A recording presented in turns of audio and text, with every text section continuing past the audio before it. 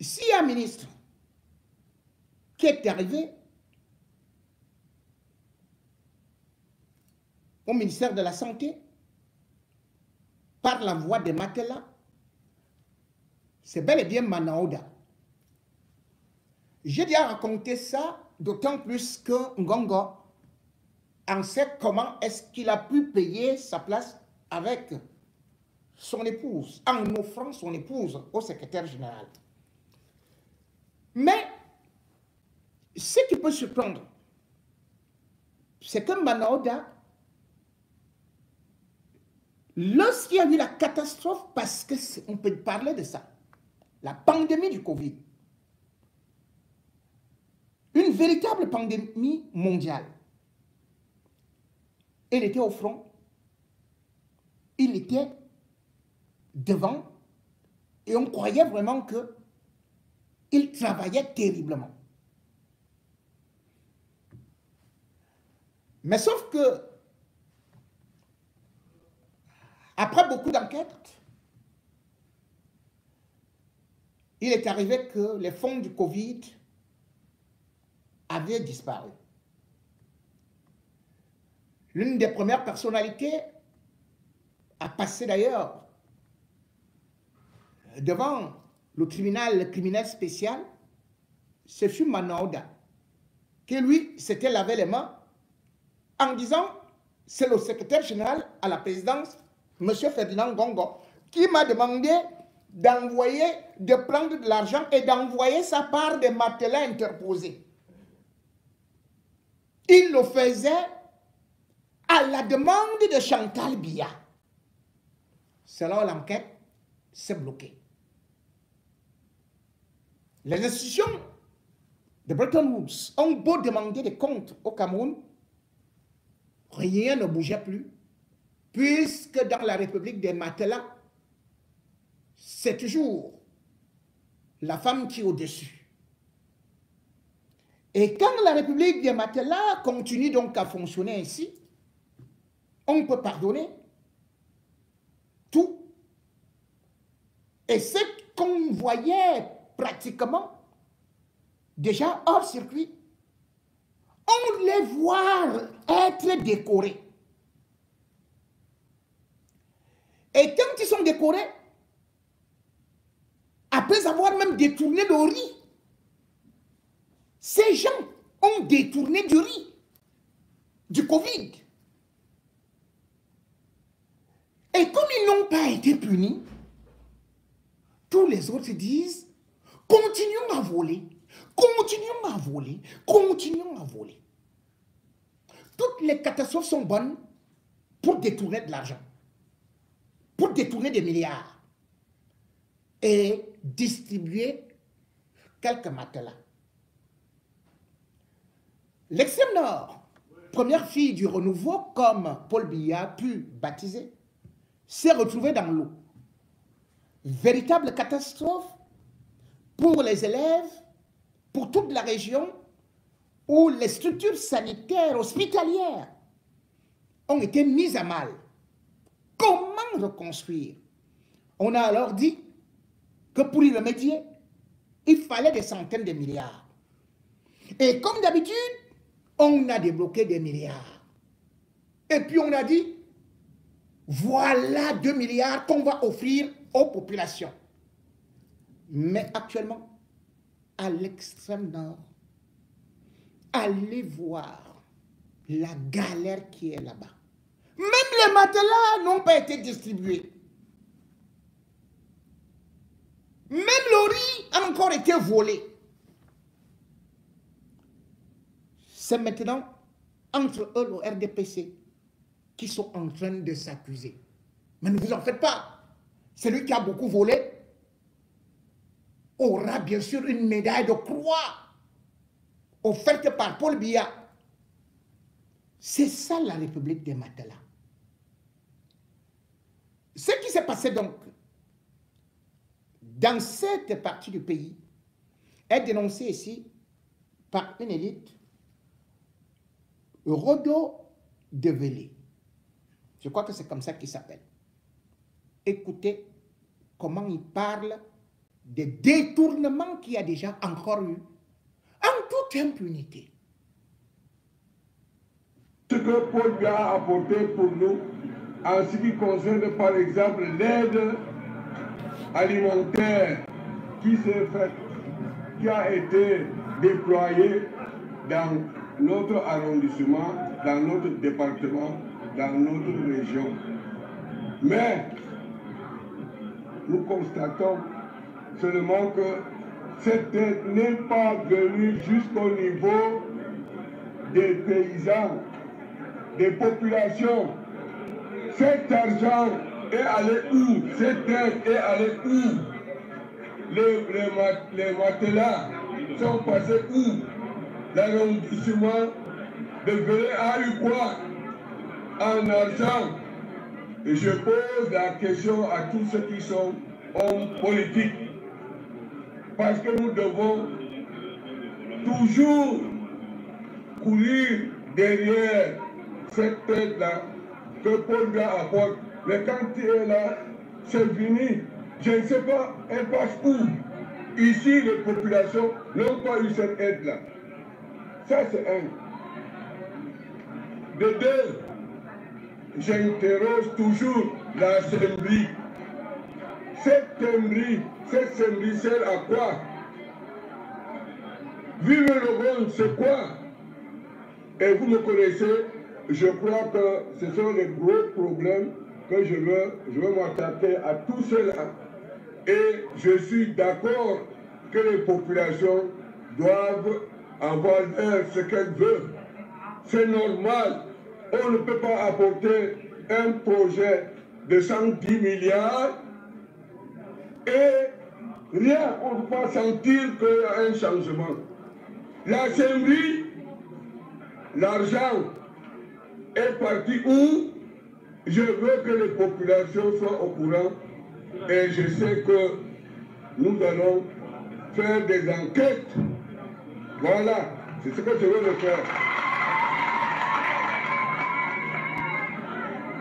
En dehors de cela, je voudrais à tout prix retenir certaines choses. Nous pouvons aujourd'hui, nous devons savoir que le Boko Haram et ceux qui sont des bandits en force, en brousse, causent le problème aux populations. Je voudrais que les hommes en tenue soient debout pour que les populations soient assurées, rassurées et surtout protégées. Je vais plus loin pour dire que, en réalité, à quoi nous apportent toutes ces aides? Rien. Moi, je voudrais bien que vous qui êtes élus, vous qui êtes des représentants des organisations, vous aussi les hommes politiques de l'opposition, nous devons être tous unis pour aller plus loin, pour s'appuyer, pour dire à nos populations que nous leur apportons toujours l'aide et tout, c'est ce que nous demandons. Moi, je ne veux pas beaucoup parler parce qu'il y aura une motion. Dans cette motion, c'est vous qui votez sur un Paul Biya, non? Pour 100%. Que quiconque soit au courant et que les autorités soient au courant. Vive Paul Biya, vive le RDPC, vive la paix ici dans notre pays. Merci. Vous entendez? Vous entendez?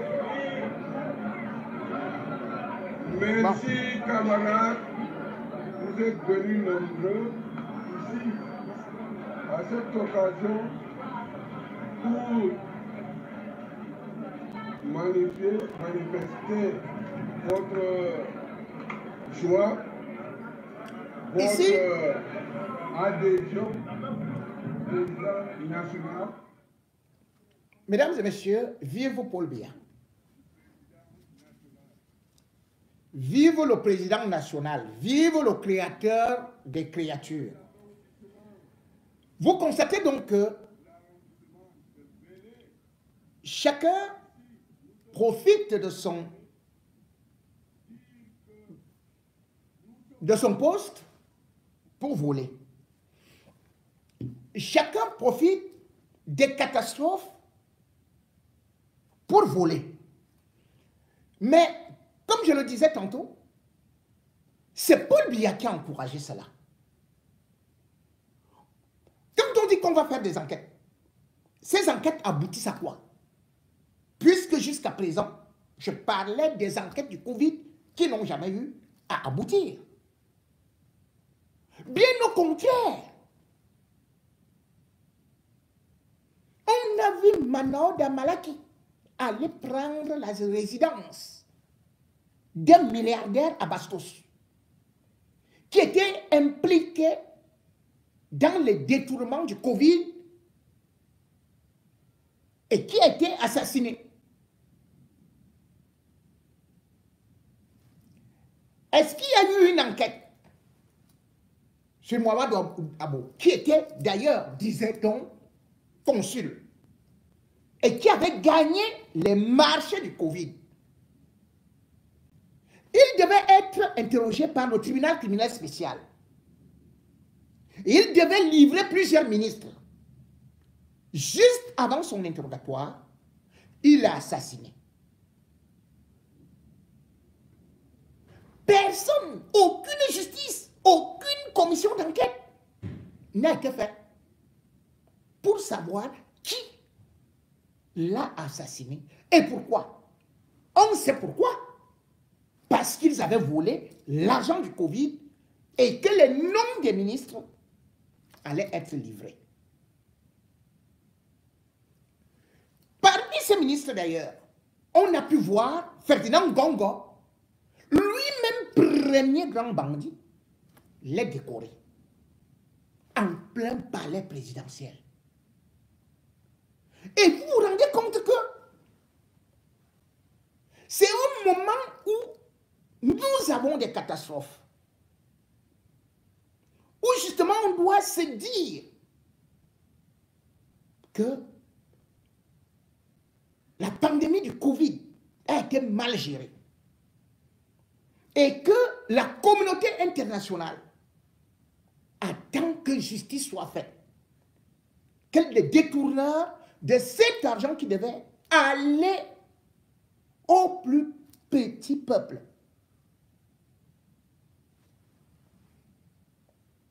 que cet argent qui a été détourné, au moins qu'il y ait des coupables.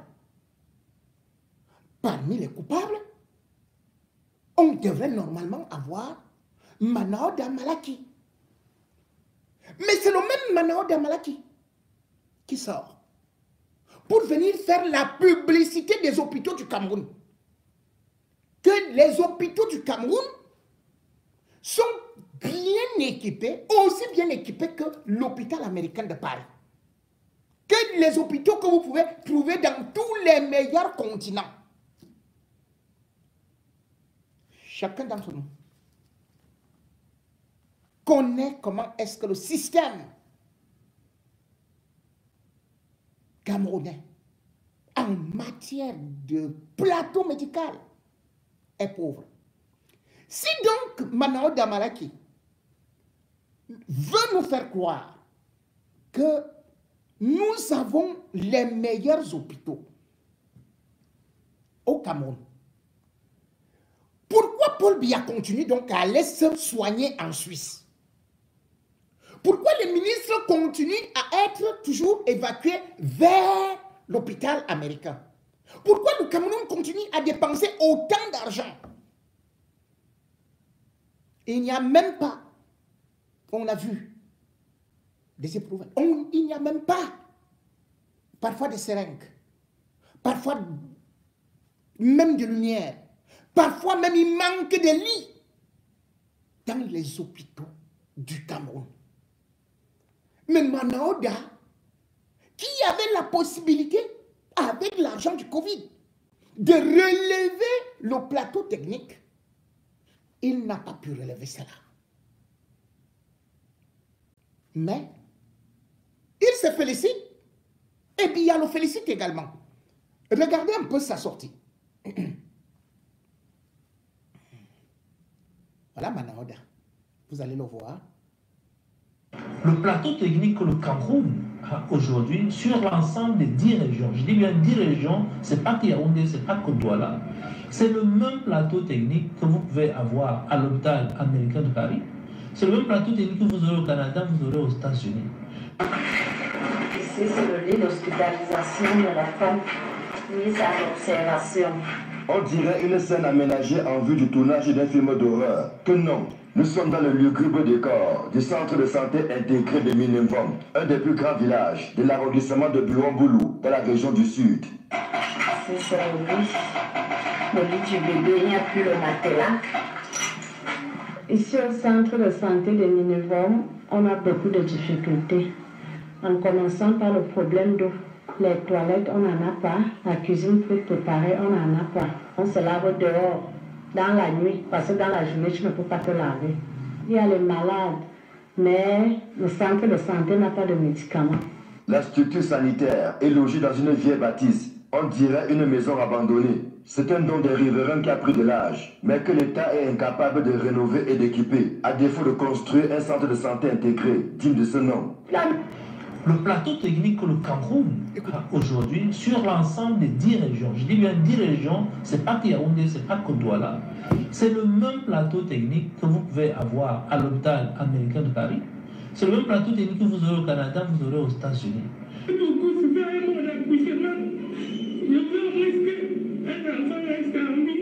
Lorsqu'elle arrive à l'hôpital central de Yaoundé, dans la nuit du dimanche 10 au lundi 11 mai, Anne-Christine Tsama est loin d'imaginer que son rêve d'enfanter va se transformer en cauchemar. Au bout de moto péripéties, elle va pourtant mettre au monde 4 bébés, dont 2 de sexe féminin et 2 autres de sexe masculin. Sauf qu'entre 1h et 17h, le lundi 11 mai, elle va perdre tout le fruit de ses entrailles. J'ai commencé à accoucher. J'ai accouché d'abord de 2 premières filles. Après, le docteur est venu m'examiner. Il a constaté qu'il y avait encore 2 enfants. Il m'a fait encore accoucher de 2 autres enfants. C'était les garçons. On a appelé une dame qui m'avait accompagnée ici, là, que les couvreuses, il n'y avait pas de couvreuses, mais les enfants étaient quand même sur oxygène. Ne disposant que de 4 couveuses, toutes occupées, l'hôpital central va s'adresser aux hôpitaux partenaires. Il était question que nous trouvions des places dans une série de néonatologie en mesure de prendre en charge les prématurés de cette ordre de femmes. Malheureusement, notre équipe n'a pas pu avoir de place à l'hôpital gynéco-obstétrique de Yaoundé, à l'hôpital OCHU en Congo, à la Fondation Chantal Biya. 4 places, nous pouvons été trouvées dans une série de néonatologie de la place, mais qui exigeait une caution pour une admission. Faute de moyens pour payer la caution de 100 000 exigée, la famille se retrouve dos au mur et les bébés qui étaient sous oxygène à l'hôpital central, dans l'attente de leur transfèrement, vont décéder l'un après l'autre, laissant leur génitrice sans voix. Je me sens mal parce que c'est 4 enfants. Je n'ai même pas un seul survivant. Le plateau technique que le Cameroun a aujourd'hui sur l'ensemble des 10 régions, je dis bien 10 régions, c'est pas que Yaoundé, c'est pas que Douala, c'est le même plateau technique que vous pouvez avoir à l'hôpital américain de Paris. C'est le même plateau technique que vous aurez au Canada, vous aurez aux États-Unis.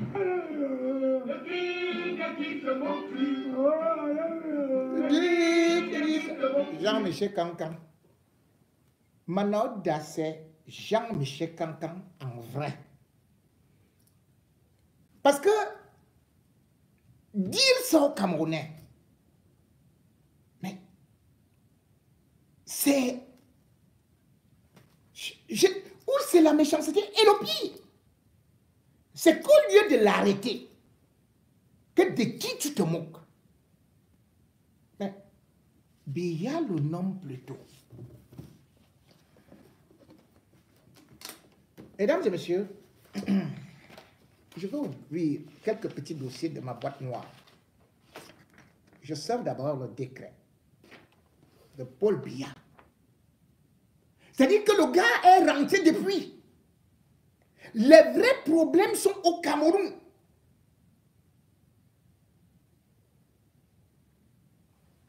Mais Biya, c'est de sortir ce décret. Pour Manaoda, on se serait attendu qu'il allait mettre Manaoda sur la croix et dit plutôt que il met Manaoda comme le nouveau Messie qui est venu sauver le Cameroun en portant la croix. Il lui décerne donc la croix. Manaoda, le sauveur du Cameroun, le sauveur des hôpitaux, le sauveur des mères qui sont pourtant enfermés dans des hôpitaux, dans des dispensaires. Voici le nouveau Messie décrété par Paul Biya, Manaoda Malaki. République du Cameroun, décret numéro 2024-567 du 18 novembre 2024, portant autorisation de port d'une décoration étrangère. Le président de la République, vu la Constitution, vu l'ordonnance numéro 72/24 du 30 novembre 1972 portant réorganisation des ordres nationaux et de la grande chancellerie de la République unie du Cameroun, de la République unie du Cameroun, et les textes modificatifs subséquents décrètent article 1er. Article 1er donc de Paul Biya pour son décret très important. Docteur Manaoda Malaki, ministre de la Santé publique, est à compter de la date de signature du présent décret autorisé à porter sur toute l'étendue du territoire les insignes de la croix, ah oui, de la croix de commandeur de l'ordre pro mérito militensi de l'ordre souverain de Malte. Ouais, je suis d'abord venu me cacher, hein, parce que là, c'est le haut niveau maintenant. Mais je cherche la croix là. Bon, on reprend. Les insignes de la croix de commandeur de l'ordre pro merito militensi de l'ordre souverain de Malte. Article 2. Article 2.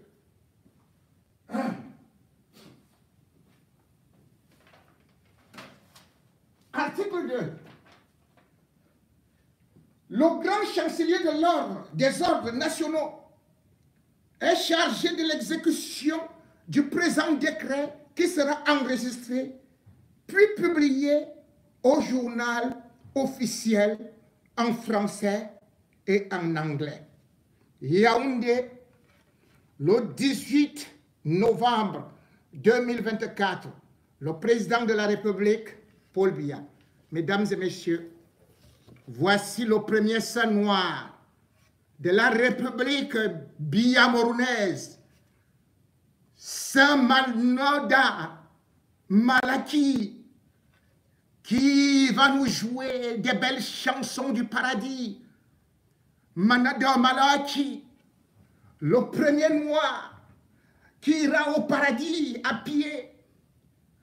Manaoda Malaki, ce beau docteur qui a réussi à vaincre le Covid et le sida. Manaoda Malaki, ce génie qui a réussi à donner au Cameroun les vaccins anti-mort et qui surtout a aussi réussi à multiplier du riz d'orca et de le distribuer aux oiseaux et aux pigeons. Et ces riz ayant disparu, parce que ce sont les anges du paradis qui le mangent, nous décrétons C'est Manoda Malaki, un prophète à vie, génie pour l'éternité, béni de Paul Biya. Et surtout, bon, explique-nous, c'est même quoi là, Manoda, tu peux nous dire, c'est même quoi ta distinction là? Bon, il faut qu'il nous garde, parce que vous savez, avec ma grippe, ce grand docteur Manoda Malaki va me redonner la vie. Oui, grâce à lui. Vous voyez comment est-ce que mon nez ne coule plus. C'est Malaki.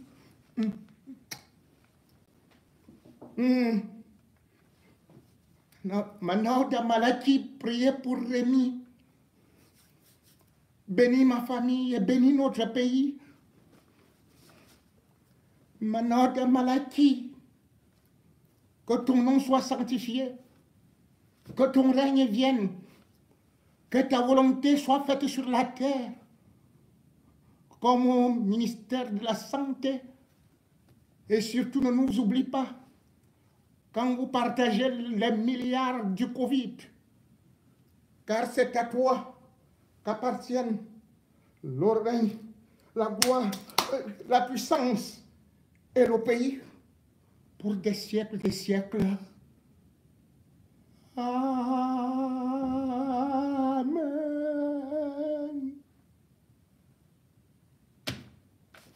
Bon. Mesdames et messieurs, c'est vrai que les prophètes, nous devons les respecter. Le Dieu Manoda Malaki est donc le seul autorisé à porter la croix. Musulmans du monde entier, du Cameroun, convertissez-vous. Oui, la croix de Malaki est arrivée. L'islam portait des croix. Les catholiques portaient des croix, mais sauf que selon ce qu'on nous dit, c'est que l'ordre de chevalerie pro merito melitensi, c'est comme ça qu'on appelle ça, non? Ça a été créé en 1920. Cet ordre, selon ses concepteurs, c'est pour donner, c'est pour distinguer ceux-là dans le domaine de prédilection, dans l'ordre de Malte, qui ont réussi à poser des œuvres louables pour l'humanité. Parce qu'il faut savoir que l'ordre de Malte existe depuis 1048. C'est né à Jérusalem. Alors, pas besoin de vous faire un cours biblique, mais selon quelques réminiscences que j'avais apprises, on m'avait dit que l'ordre de Malte est celui-là qui était venu remplacer les Templiers. Bref, les gars de l'ordre de Malte avaient volé la richesse des Templiers. Donc, en 1314. Et, selon l'histoire des religions, l'ordre de Malte s'est beaucoup spécialisé dans le domaine de la santé. Même si on a parlé à une certaine période d'une armée qu'ils avaient, ils n'en ont plus. D'autant plus qu'ils ont été chassés de Malte par Napoléon Bonaparte. Quand ils sont donc chassés de Malte, justement par Napoléon Bonaparte, je crois que c'était en 1798, ils vont donc s'installer à Rome en 1834. Quand on parle de l'ordre de Malte, et Manoda Malaki, qu'il doit porter la croix, fait-il partie de cet ordre de Malte? Et à quoi ça nous sert, nous, qui ne faisons pas partie de ça? Vous vous rendez compte, le Cameroun a des problèmes d'électricité. Le Cameroun a des problèmes de santé. Le Cameroun a des problèmes de chômage, de nourriture et de tout. Les problèmes de route. On vient nous sortir la croix de Malaki. Mais ce qui est beaucoup plus grave, c'est que ça montre comment est-ce que Biya n'a fait gérer le Cameroun qu'en se basant sur les sectes, les loges. Et ces sectes, c'est pour des détournements. Mais ailleurs, la religion, et même quand on parlait des francs-maçons, c'est parce qu'ils ont construit. Mais les francs-maçons du Cameroun, ils construisent quoi? Ils font quoi? L'ordre de Malte, en France, on peut vous dire, c'est une structure ou c'est une association ésotérique, disons ça comme ça, qui a 1800 salariés, peut-être 5200 volontaires, mais qui a surtout les cliniques, qui a les hôpitaux. C'est ça l'ordre de Malte. Mais au Cameroun, où l'ordre de Malte est en train de régner, où on vient porter la croix, et il y a combien d'hôpitaux qui ont été créés par l'ordre de Malte, ou bien par Manaouda Malaki depuis qu'il est là? Parce que comme je vous ai dit,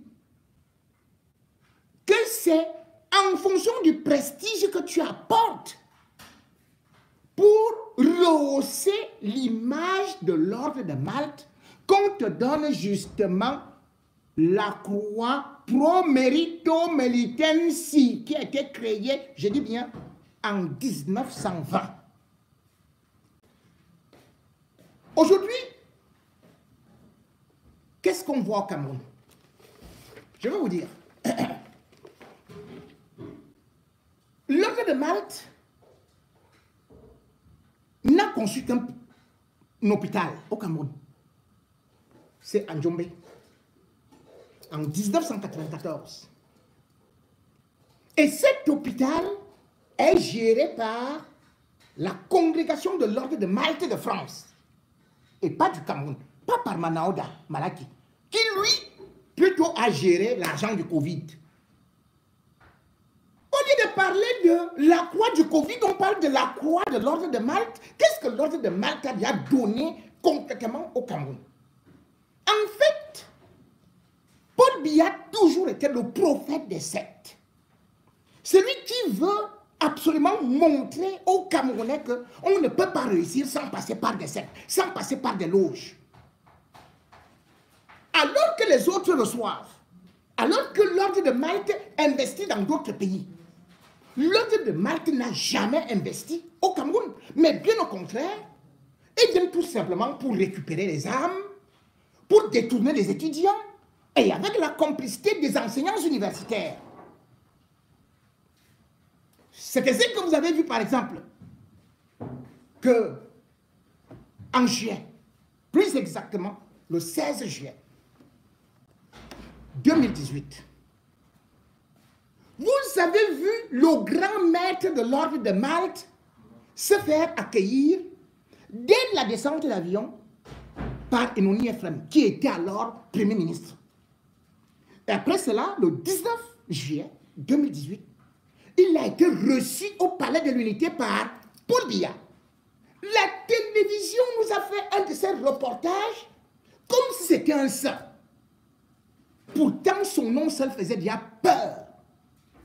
Sanguinito, non, il s'appelait, je donne tout le nom. Comment il s'appelait? Fra Giacomo e dalla Torre del Tempio di Sanguinito.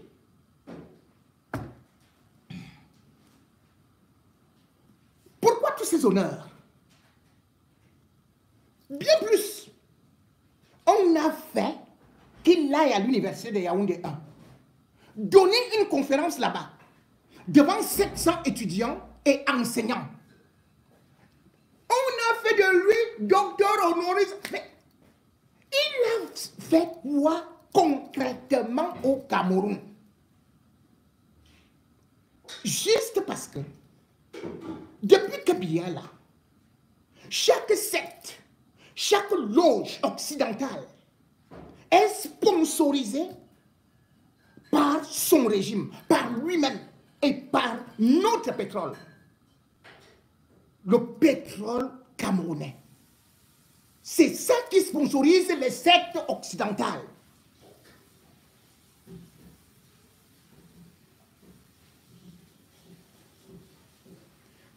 Et ces sectes occidentales garantissent à Paul Biya le pouvoir. En même temps, ces sectes, ces loges zombifient la jeunesse. Ces loges détournent les Camerounais et font de telle sorte que nous ne soyons qu'obéissants. Vous avez d'ailleurs pu voir. Guy Sanguinito est allé avec Paul Biya jusqu'à Momaka. Ils se sont enfermés là-bas. Et on savait déjà que Paul Biya, c'est fini, il repasse. Il repasse pour un énième mandat. Mais le vrai Dieu, c'est le Dieu des pauvres. Le vrai Dieu, c'est celui qui a pitié des malheureux.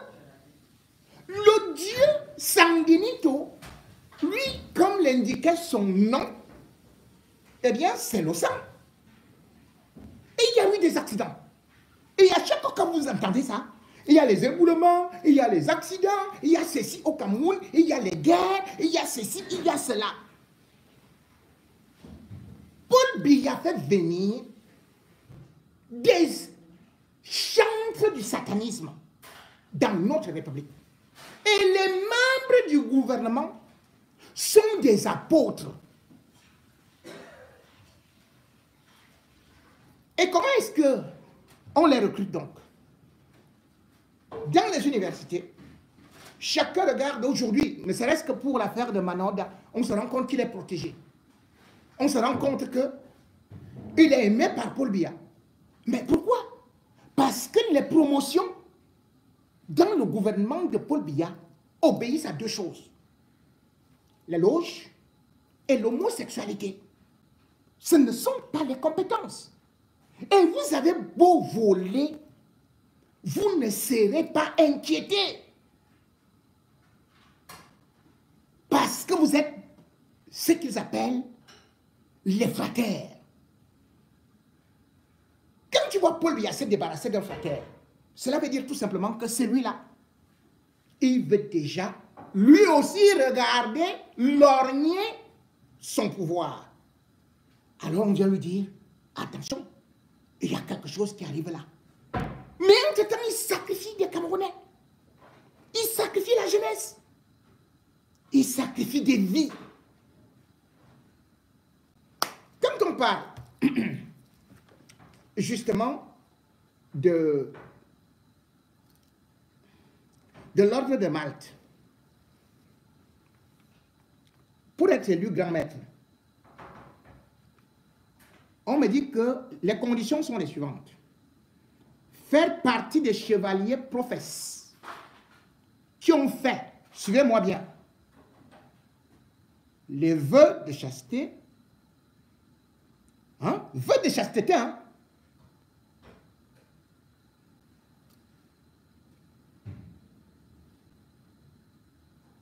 vœux de pauvreté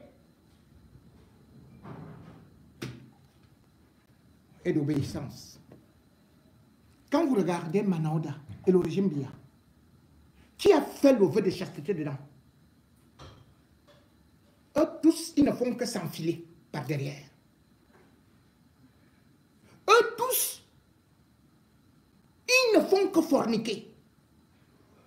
Citez-moi celui qui est pauvre. Ils sont tous des milliardaires, des hommes d'affaires. Alors qu'on dit que pour justement faire partie de cette loge-là, tu dois être pauvre.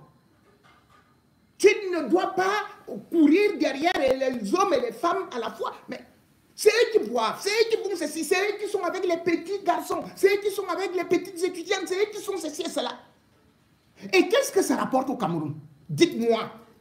Voilà maintenant Daty à la croix. Est-ce que ça a déjà évité une seule catastrophe, un seul accident? Est-ce que ça a mis fin à la crise anglophone?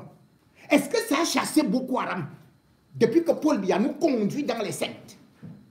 Bien au contraire, le sang ne fait que couler pour donner à Satan. Et comme ça, lui, il reste omnipotent, omniprésent, il devient le Dieu. Nous sommes, Paul Biya peut nous dire qu'il est bantou. Est-ce que le Dieu de Malte est reconnu par les bantous? Qu'est-ce que le Dieu de Malte nous sert? Et la croix de Malte, bien au contraire, ça nous dessert. Tout ce qu'on avait, Paul Biya n'a fait que détourner de l'argent pour aller donner à des monstres. Il y a eu des procès à travers les détournements que Paul Biya finançait la Rose-Croix.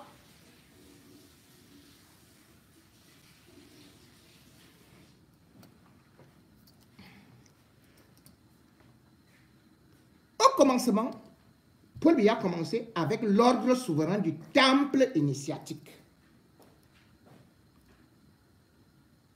Ordre souverain du temple initiatique. C'est eux qui étaient au palais. Et le grand maître, c'était, comment on l'appelait là? Yves Jaillet. Donc, l'hostie. Mesdames et messieurs, qu'est-ce que nous avons gagné sur ça? Bien au contraire, la presse française a révélé, c'est-à-dire que le journal L'Express et Le Monde a confirmé, puis plusieurs enquêtes, y compris la justice française, que Paul Biya a donné 4 milliards de nos francs CFA à Yves Jaillet. On a demandé à Yves Jaillet de se justifier. Il a été devant la justice. Il a reconnu les faits. Et vous savez ce qu'il a dit? Il a dit, Paul Biya a fait un prêt à leur loge de 4 milliards. Et que leur loge a commencé à rembourser depuis 1999. Et ceci, ils doivent rembourser pendant 99 ans. Mesdames et messieurs, vous vous rendez compte? L'argent du Cameroun. Paul Biya va donner ça à une loge française. Et on vous dit qu'on rembourse ça depuis 1999. Où on a demandé sur quel compte? Personne ne connaît un compte où on rembourse l'argent du Cameroun. Les petits-enfants veulent au moins créer des petites entreprises. Le régime Biya ne finance pas. Les universités sont payantes. Tous les livres, les bourses ont été arrêtés. Mais vous prenez 4 milliards. Et ça, c'est l'argent tout simplement dont les traces ont été retrouvées. Et que l'Express a révélé le scandale.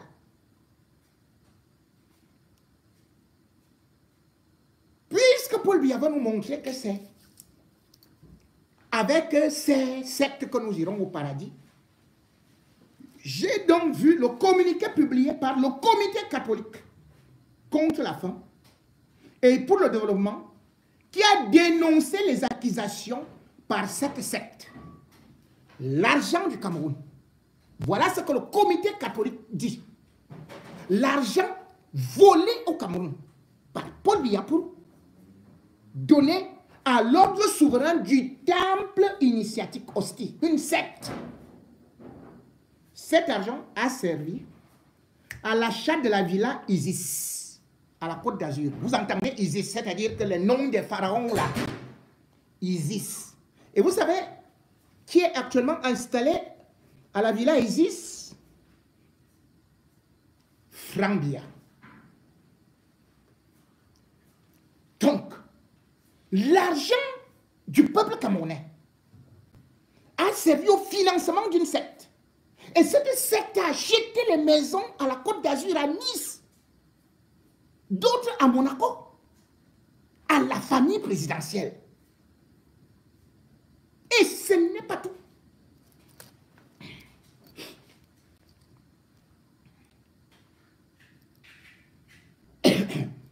Le même Paul Biya a mis tout son gouvernement dans un autre truc, dans une autre secte qu'ils ont appelée Ancien et Mystique Ordre de la Rose Croix. C'est pas moi qui le dis. C'est le professeur de sciences politiques Magellan Ombala qui a cité les francs-maçons de tout le régime Biya, tous francs-maçons, Rosicruciens, et Rameau, et Boka. Donc, au Cameroun, pour être général, on passe par là. Pour être directeur général, on passe par là. Pour être nommé, on passe par là. Et voici comment Paul Biya a financé tous ces mouvements et continue à les financer. Ce n'est pas moi qui le dis. Ce sont les enquêtes internationales faites par la justice française, puisqu'il a investi ici. Là où se trouvent ces loges CC. Je vous prends un cas. Je vous prends certains cas. On nous dit que au Cameroun, il y a eu les détournements à la Société nationale des hydrocarbures. Entre 1998 et 2004, ce n'est pas moi qui le dis, c'est le contrôle supérieur de l'État. Et vous savez combien d'argent a disparu? 2000 milliards. 2000 milliards, c'est le contrôle supérieur de l'État du Cameroun qui dit que l'argent a disparu. L'argent du pétrole du Cameroun a disparu des caisses. 2000 milliards. Qu'est-ce que Paul Biya a fait? Personne n'est allé en prison. Quand vous parlez de Glencore et consort et tout, vous croyez qui est derrière? La SNH, la Sonara, tout ça là, c'est l'argent du peuple camerounais qui appartient à Biya, qui offre aux sectes démoniaques qui doivent le soutenir parce qu'ils ont infiltré l'ONU, ils ont infiltré les grandes institutions internationales pour qu'on ne poursuive pas Paul Biya, pour qu'on laisse Paul Biya, pour qu'il fasse le marketing diabolique de Paul Biya.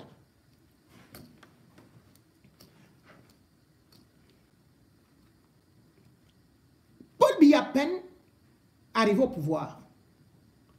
Il avait fait 16 mois. Et vous vous souvenez qu'il y avait eu une tentative de putsch, de coup d'État. Qu'est-ce que les jeunes officiers étaient en train de dire? Ils parlaient de détournement massif. Est-ce que vous savez combien d'argent en 16 mois avait disparu des caisses du Cameroun?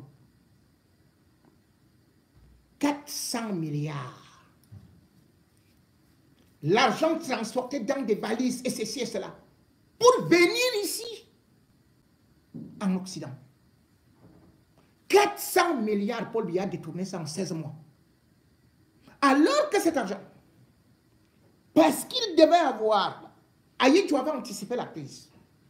Il avait dit, on garde de l'argent à côté et cet argent, on va plutôt augmenter les salaires des Camerounais parce que la vie deviendra chère. Qu'est-ce que Paul Biya a fait? Il a volé l'argent. Il a réduit la masse salariale, ou non, plutôt les salaires des Camerounais à 40%. Et puis, il a encore fait un cisaillement des salaires à 60%. Et les 400 milliards, il est parti manger avec ça. Et c'est ça qui lui permettent de pouvoir distribuer, arroser tout le monde. Et c'est pour ça qu'on vous dit qu'il est fort. Il est fort avec quoi? Avec le sang, avec notre argent. Les sectes construisent ailleurs, vont faire des choses ailleurs. Mais au Cameroun, les sectes viennent puiser notre argent du pétrole. Dans la même lancée, de 1983, c'est-à-dire que Paul Biya, d'un an au pouvoir jusqu'en 1993, la lettre du continent, ce n'est pas un journal camerounais, hein, c'est un journal français. La lettre du continent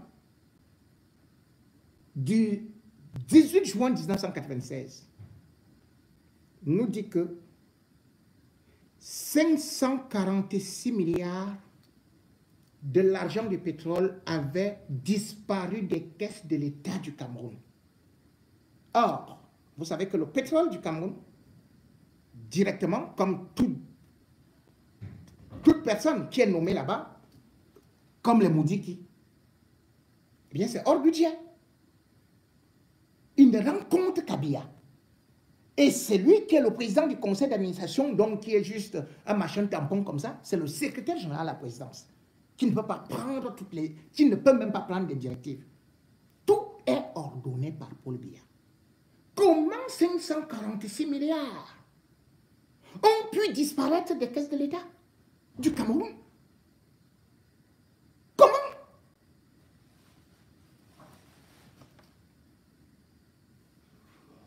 Et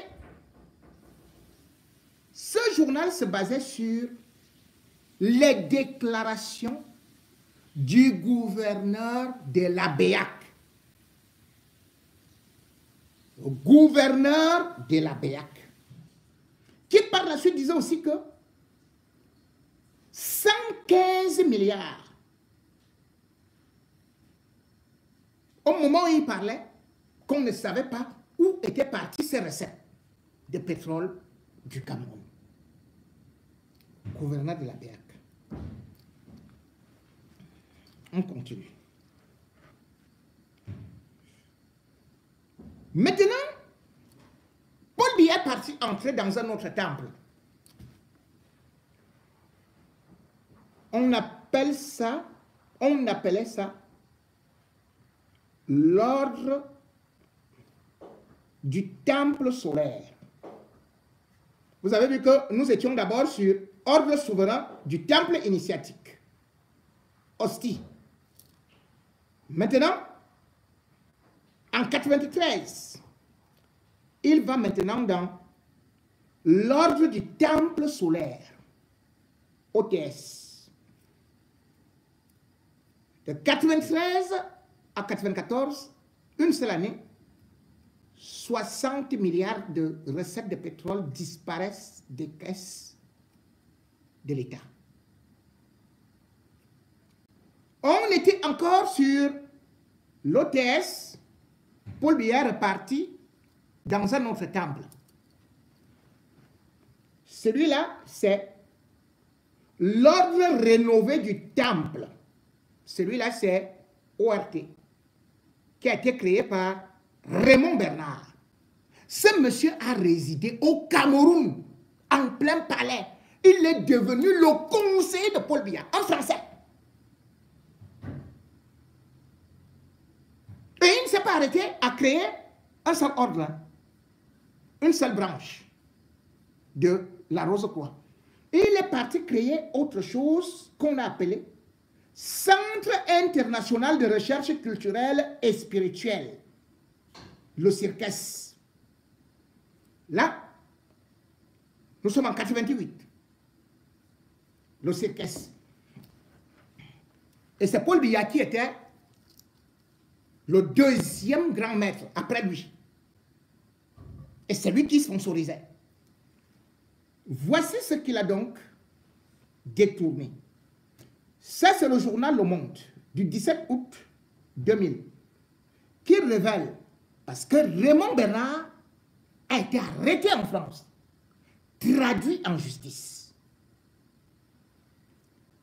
C'est-à-dire le gourou de Paul Biya. Voici les confessions de Raymond Bernard. Devant la barre en France, Raymond Bernard avoue qu'il a reçu de la Société nationale des hydrocarbures du Cameroun et de Paul Biya de 1992 à 1998 60 millions pour les conseils qu'il donnait à Paul Biya. Qu'il a reçu 500 millions pour l'achat d'un tableau. Qu'il a reçu 560 millions de dons. Comme ça, comme il était bon, Paul Biya lui a dit prends 560 millions. Et que pour l'autre association, Paul Biya lui a aussi donné 200 dons, Cirques. Paul Biya a donné 200 millions. Et puis,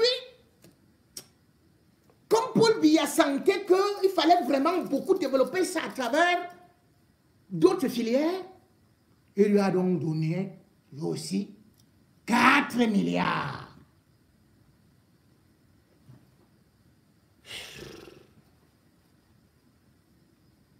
« 4 milliards.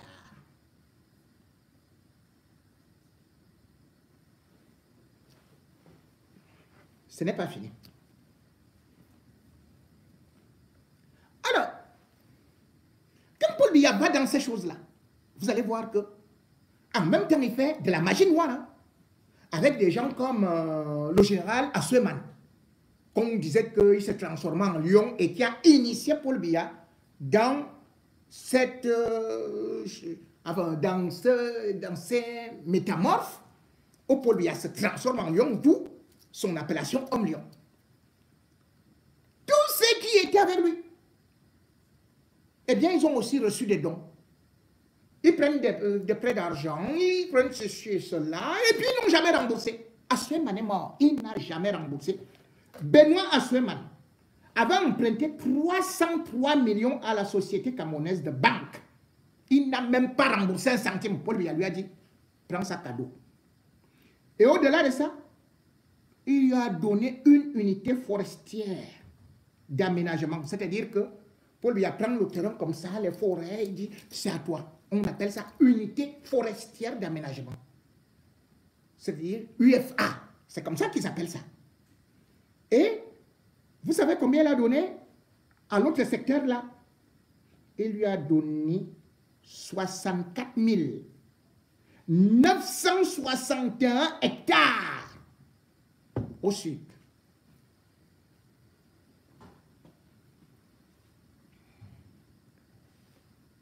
Et il y a un autre, il n'a pas beaucoup pris, il est encore là, hein, au pouvoir. Lui, il ne sera jamais, on dit toujours que général, quoi là, seconde, quoi là, tantôt on le relègue en seconde division, troisième division, puis il revient à la FECAFOOT et tout et tout. Le général Semengo, le seul général qui avait dormi dans sa salle de bain pendant qu'il y avait le coup d'État. Bon, le général Semengo avait lui aussi bénéficié de 56 000, a bénéficié puisqu'il est là, 56 192 hectares. Le général Claude Maka, comme vous voyez là, qui ne voit plus, il n'a jamais remboursé ses crédits. Je ne sais combien de millions il avait pris à la BICIC, voilà, à la BICIC et à la SCB. C'est comme ça que les banques là sont finies, hein.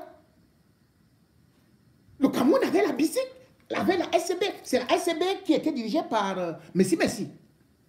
Le beau-frère de Paul Biya qui a fui aux États-Unis, qui a dit que Paul Biya a pillé toute la banque, donc lui il préfère s'en aller. Le général René Claude Mekala a pillé juste parce qu'ils sont dans des loges. Il n'a jamais remboursé même un centime. Et quand vous avez donc d'autres scandales, C'est-à-dire que vous demandez au Glencore, au CCSA, mais ce n'est pas aujourd'hui l'affaire de Glencore. En 2007, ça a été un scandale mondial.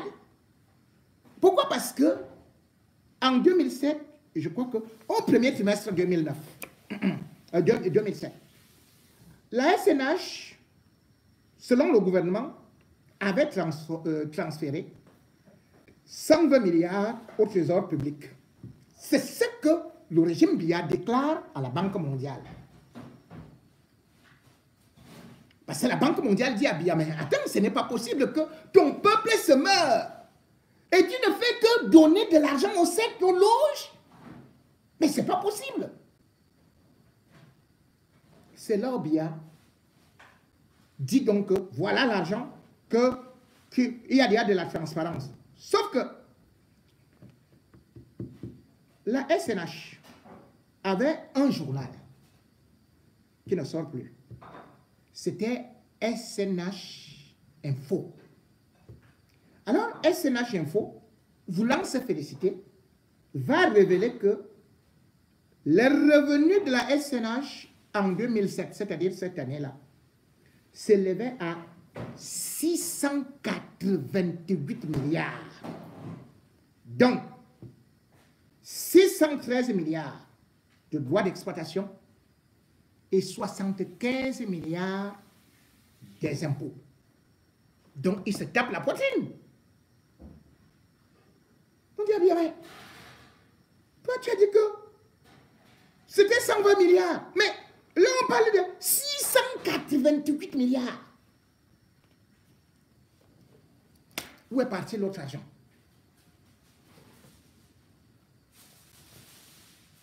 Nous, voilà un président qui nous finance et vous dites qu'il est panafricain. Quand je vois des cons dire que Paul Biya c'est un panafricaniste avec les loges, la franc-maçonnerie, la Rose-Croix, les cirques et consorts et tout ça, c'est ça être panafricaniste. Monseigneur Tony Bakot était archevêque de Yaoundé. En 2005, il s'était levé en pleine cathédrale pour dire trop c'est trop. Que le régime Biya, ce n'est pas possible. Que tout le monde soit seulement dans des cercles, dans des loges, et de surcroît qu'on impose aux jeunes d'adhérer à ces loges et de se faire prendre, comme vous connaissez là. C'est Monseigneur Bakot qui avait dit ça. C'était l'homélie. Et le ministre était là quand il avait dit exactement ceci. Beaucoup de hauts responsables ici se livrent au satanisme. Pour un poste de travail, une entrée dans une grande école, on contraint nos jeunes à l'homosexualité. La même semaine, le père Sébastien Mongon, porte-parole de l'archevêché de Yaoundé, disait l'idée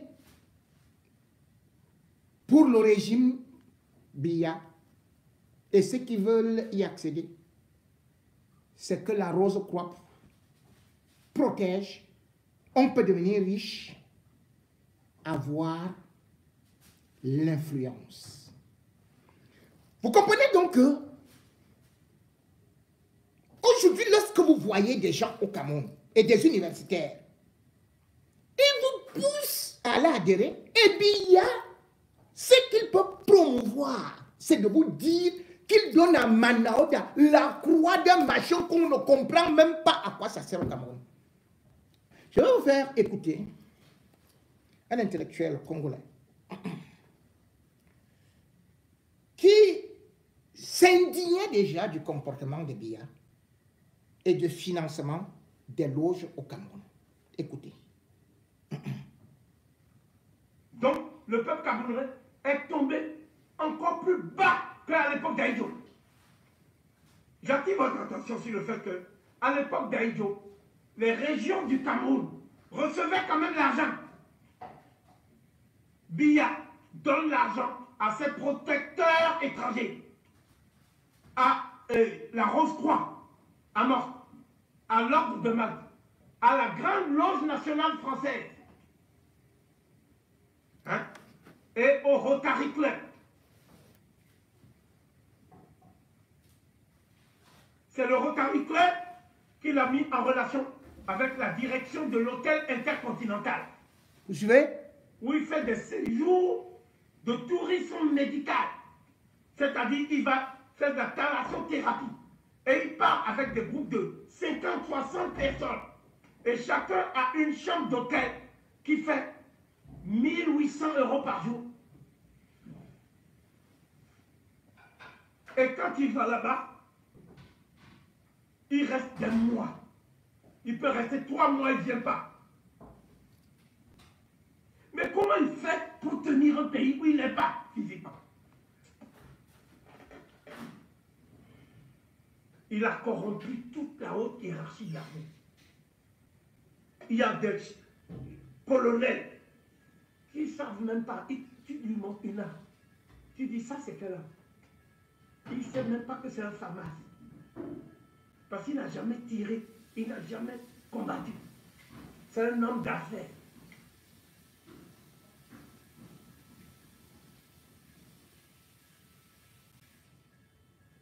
Attendez, je vous en prie. On continue, ne vous en faites pas. On continue. On ne va pas le bloquer. Corrompu l'armée. L'armée est une association de corrompus à la solde de Biya. Biya a mis sur pied au Cameroun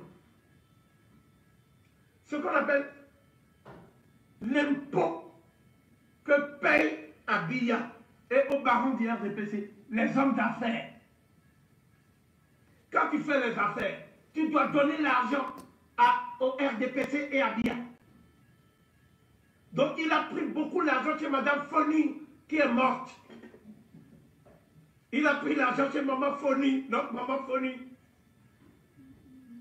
Mais là où il a pris vraiment l'argent, c'est chez Fotso. Fotso. Et il a fait quelque chose qui est humainement dégueulasse. Je parle de Biya depuis tout à l'heure. Qu'est-ce qu'il a fait lui?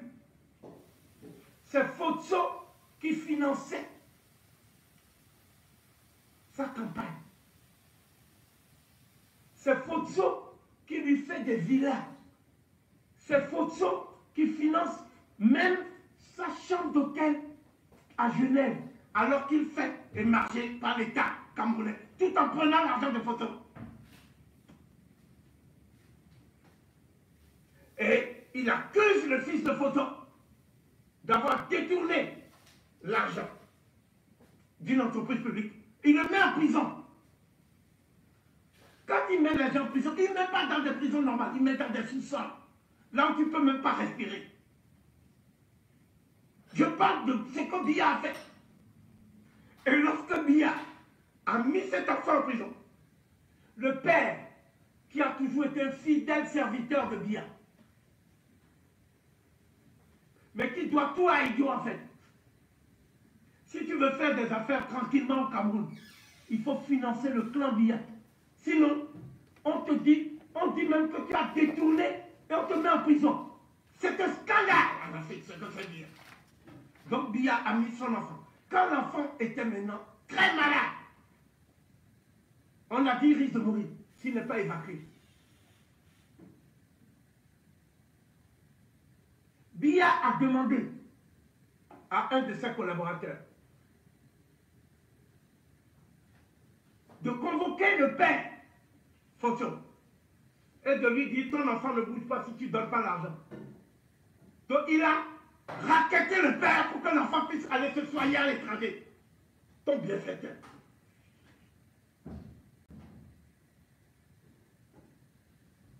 Biya, quand il veut te prendre de l'argent, il dit que l'opération n'est propre à montrer que toi, tu as volé. Et le temps qu'on te juge, tu es déjà en prison. Et là, les émissaires de Biya, qui sont lui-même, ils ne te parlent même plus. Ils demandent plus si tu es en bonne santé. Les émissaires de Biya demandent comment il va. On dit non, il a eu quand même beaucoup de chiens. Bon, demandez-lui s'il a des maux de tête, s'il a des céphalées. Il a dit que sa tête c'est une cocotte minute, tellement il a les maux. Demandez-lui s'il va payer, comme ça il sort.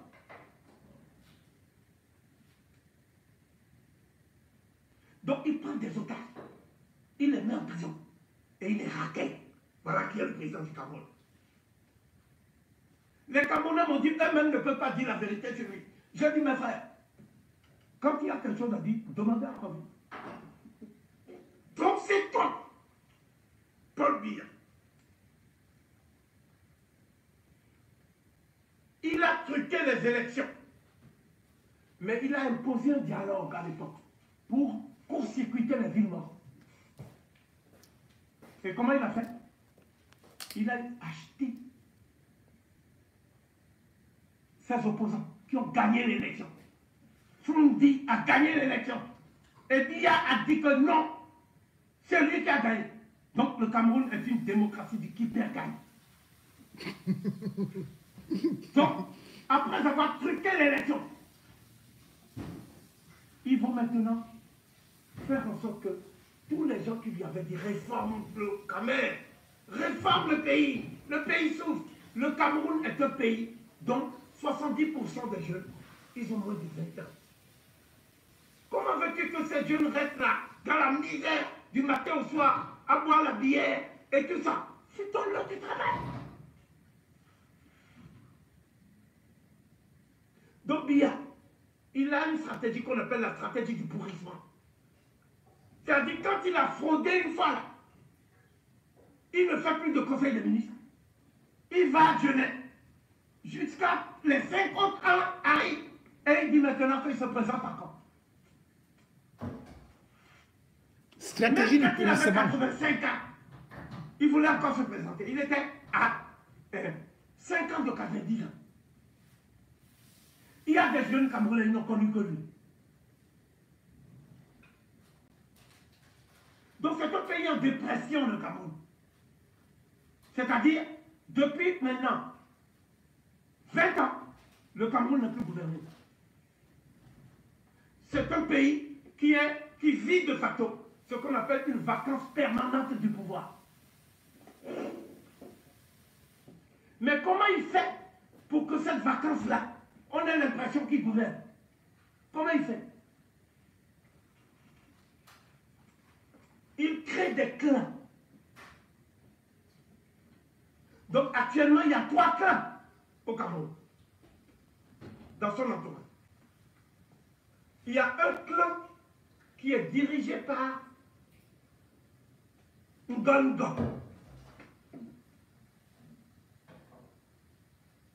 Et ce clan a les faveurs de Maman Chantou. Il y a un deuxième clan qui est le clan de la présidence. Il y a des gens qui sont avec lui depuis. Eux, ils n'ont pas subi les foudres de l'opération Métro. Donc eux, ils disent que non. C'est un homme un des historiques qui doit gouverner. Il y a un troisième clan, c'est le clan des homosexuels. Parce qu'à un moment donné, le scandale a éclaté. Les journaux ont commencé à donner les noms des homosexuels. Et donc, il se murmure que ce clan veut dépénaliser l'homosexualité comme on l'a fait au Gabon. Donc, Biya ne gouverne plus rien. Le Cameroun est gouverné à partir de l'ambassade des États-Unis. C'est l'ambassade des États-Unis qui donne des instructions aux ONG. Et les ONG, sur le terrain, manipulent les institutions. Le Cameroun est un cas d'État en voie de recolonisation. Pas la vérité.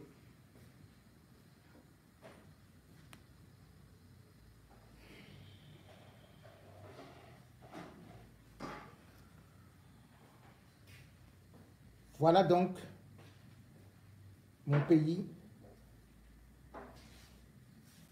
vu d'ailleurs. Voilà donc le pays qu'on appelle le continent et qui n'a de continent que de nom, puisqu'en fait, c'est le dépotoir de tous les satans, de toutes les religions, sectes et loges importées, de toutes les malversations et surtout de toutes les dépravations de mœurs. Le Cameroun est dirigé par une main de fer, même si Paul Biya est absent et il y en a à côté des petits tyrans assoiffés de sang, de très bons remplaçants qui sont excellents dans la torture afin de maintenir le peuple dans la somnolence, dans la peur, dans la stupeur, pour que rien ne bouge et pour qu'on ressemble finalement à un pays de morts vivants.